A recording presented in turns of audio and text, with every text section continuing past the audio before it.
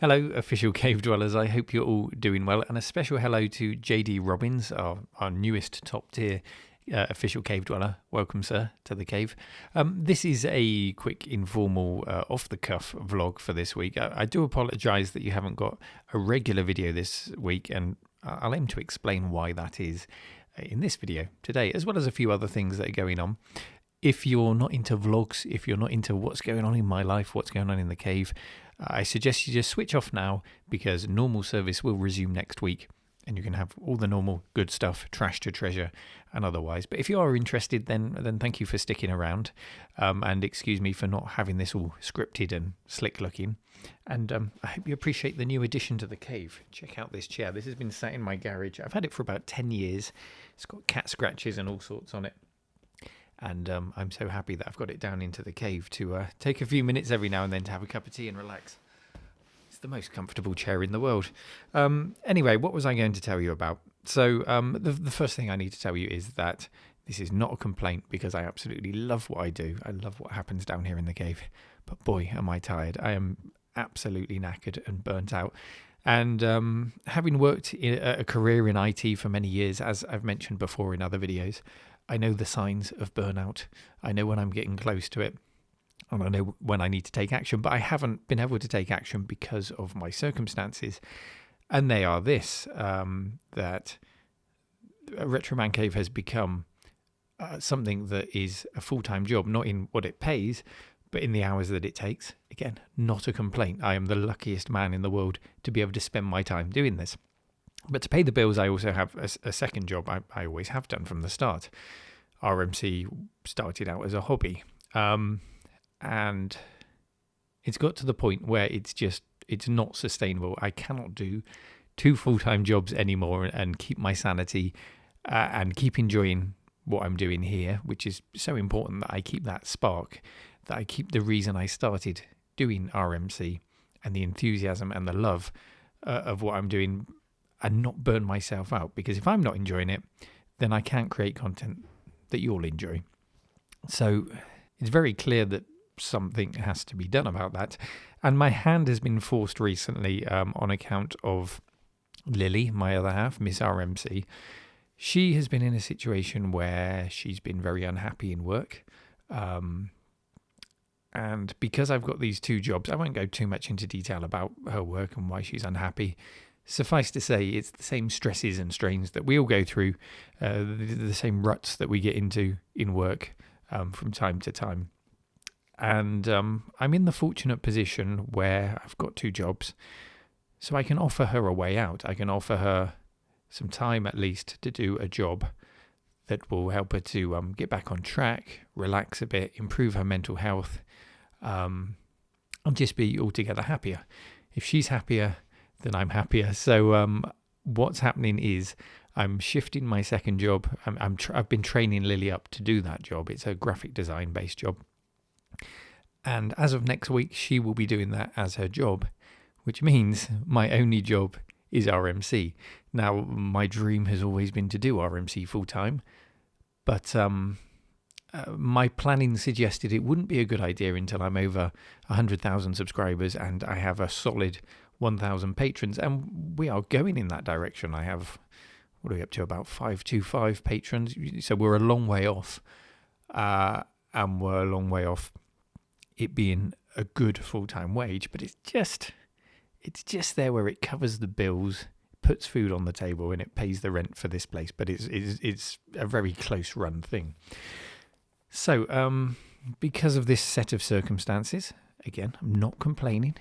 I'm very fortunate to have built up a business that can support Lily, one full-time role that she can take on. I'm very fortunate that I'm now in a position where I'm doing this full-time. But it's a bit scary. It's exciting and it's scary. And I just hope that the trajectory of subscribers, of patrons, and of sponsors keeps going up until I get to a much more comfortable position, because just as I don't want to be overworked and burnt out and stressed, I also don't want to be worrying about if I'm going to be able to put food on the table. So we're getting to that point. So I essentially what I'm saying now is I'm an accidental full-time YouTuber. sounds kind of odd when I say it out loud. I'm going to have to say to people when they say, what do you do for work? I'm a YouTuber. And people already say that to Lily. They say, what does your boyfriend do for work? Oh, yeah, he's a YouTuber. And they immediately think I'm a 17-year-old FIFA streamer. And she has to explain, no. He's been around for 40 years. He's not a gamer. Well, he is a gamer, but, you immediately think FIFA or Fortnite. Anyway, those are the circumstances as they stand right now. So I am the worst for filling a vacuum of time with effort and work. Hopefully you recognised over the last 2 years that I've been doing this that I'd like to think that I have a good work ethic, and I like to think that I keep good regular content coming for you despite having done the 2 jobs. And the last thing I want to do is fill that void of new time that I have by saying, oh yeah, I'll do 3 releases a week, or I'll do 4, because I'll just put myself under the same stresses and strains. So what I'd really like to do with that extra time is work on the quality. I'll bring the same number of videos, but I want to improve the camera work. I want to improve the audio. I want to build on the set and give you new areas. What else do I want to do? I'd like to take it up to 4K. I need to get some more hard drives to give me the storage space to do that. So I'd like to take it up to 4K. And again, that means more attention to detail on every shot to make sure, a hair isn't out of place on my head, of course. What else would I like to do? Something happened just yesterday because I've been training Lily. She has started to take some of that workload off of me. And yesterday was the first time in a long time that I was able to sit down for 1 hour and watch a seminar on CRT repair. I've been repairing this monitor, and soon you're going to have the first CRT repair tutorial that we've had on the channel. And it was so nice not to be learning through breaking things and filming and trying to figure things out on the fly and filling gaps in my knowledge, but to learn in advance and sit and have the time to sit in this chair with my laptop, improve my skills before starting the video, so that I can pass that knowledge on to you, make my videos of a better quality and more informative. So it's just so nice to have that extra time, and I'm going to enjoy it so much. A job that I already love is going to become even better. So I'm very excited, and I hope that you get to reap the benefits of that. Now, I just mentioned a few other things that are going on beside that. I've been asked to sit on an advisory board for an upcoming documentary. I can't tell you too much about it yet, only to say that I'm excited about it. I'm excited to be involved in a production which is, you've got YouTube, and then it's the next level again. It's going to be released on Blu-ray and DVD, and it contains a whole crew of artistic directors and cameramen and sound people and all of that. My role at the moment is only an advisory role, so I'll be helping with the factual information and helping to steer the group on what topics that they should touch on to cover. It's a retro gaming based documentary, and I think that's all I can tell you at the moment, because they're still figuring out the exact content of it right now. So anything I tell you may change within a few weeks' time. So as that progresses, perhaps what I'll do with the extra time I've got is maybe once a month just sit in this chair, if you'd like that, and fill you in on other things that are going on and up and coming. So this documentary I'll keep you updated on either in text form or over video. And it's due for release in 2021, so there's going to be a full year of production on it. At this stage, I'm not going to appear in it. That's not my job. I'm an advisor. But you never know. If it goes well, maybe we can get an RMC special edition or something. We'll see. But I'll keep you posted along the way with that. In terms of the videos that you'll be getting when I come back from my week off, as I said, we've got the CRT repair, and we are due a new Trash to Treasure. I've already scripted the documentary part of the first part of the next Trash to Treasure, and it's going to be on the beloved BBC microcomputer. This is a big, big story to tell. If you're in the UK, you know exactly what that is. If you're outside of the UK, this is the machine that was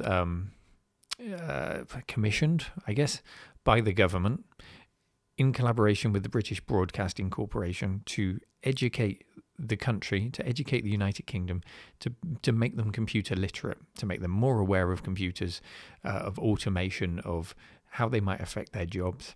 And it happened from the primary school level up. This was a big thing. There's a huge story to tell about this whole computer literacy project, which we'll be doing with the machines themselves. And that kind of mix of documentary and repair is something that I've been trying to do more and more. You may have noticed in the Trash to Treasure episodes, if you go way back, it's just, here's a computer, let's fix it. Here's the motherboard, here's what's on it. And what I'm increasingly trying to do is say, here's a computer, here's why it was born, here's the motherboard, and here's why the design decisions were made for it to be this way. And I hope, given the extra time that I'll have, you'll see, I think that Trash to Treasure will be the first video that I make when I've got this extra time, when I'm in my new environment and my new working regime. Because I do have 2 more videos sort of in the bank which will come out. And the reason I'm not releasing them right now and I'm taking a week off is because I don't want to come back and then have the fear in me that I have nothing to release.